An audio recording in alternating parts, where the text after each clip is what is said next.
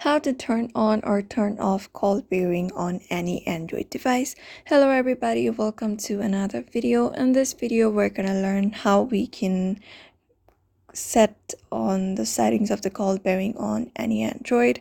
So let's get started without any further delay. But before getting started, I want you to make sure to hit the like, share and subscribe option. So the thing I want you to do is go to your calls app, and then here tap on this three dot. After that, tap on the settings.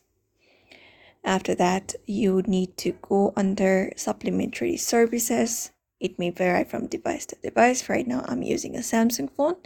After that, just tap on supplementary service, and it may take a few seconds, but here you will be getting the option of call bearing. Just wait for some seconds. After it is loaded, just tap on this call bearing option, and here are two options of voice calls and video calls. Just tap on voice calls and wait for it to load again. It will take some few seconds or a few minutes.